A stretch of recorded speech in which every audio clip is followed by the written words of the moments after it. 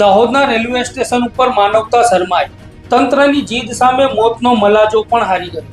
રેલવેના પાટા પર જિંદગી કપાઈ ગઈ, પણ તંત્રનું હૃદય ન પીગળ્યું.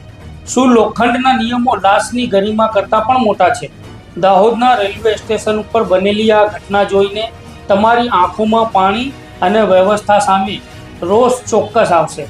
દાહોદના રેલવે સ્ટેશન ઉપર ઉત્તર પ્રદેશના 46 વર્ષીય ઈસમનું ટ્રેનમાં ચડતી વખતે અકસ્માતે મોત નીપજ્યું. પરિવારનો દીવો બુઝાઈ ગયો. પ્લેટફોર્મ પર લોહીના ડાઘા રહી ગયા. કાયદાકીય કાર્યવાહી માટે જીઆરપી અને આરપીએફ પોલીસ ઘટના સ્થળે પહોંચી.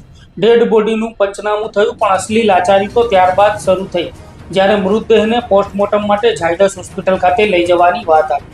ત્યારે જીઆરપી પોલીસે સ્ટેશન માસ્ટર પાસે સ્ટ્રેચરની માંગણી કરી, પણ જવાબ શું મળ્યો?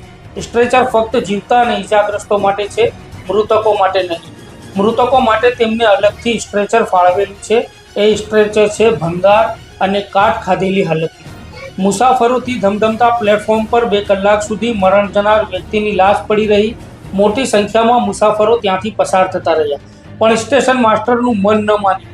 આખરે રેલવે સ્ટેશન ઉપરથી જીઆરપી પોલીસના કબજામાં રહેલું એક વર્ષો જૂનું ભંગાર હાલતનું અને કાટ ખાધેલું સ્ટ્રેચર કાઢવામાં આવ્યું. જે યુવક ટ્રેનમાં સપના લઈને ચડ્યો હતો, તેના સપના દાહોદમાં જ અધૂરા રહી ગયા અને તેને અકસ્માતે મોત મળ્યું. પણ તેની ડેડ બોડીને લોખંડના ભંગાર જેવા સ્ટ્રેચરમાં નાખીને એમ્બ્યુલન્સ સુધી લઈ જવી પડી.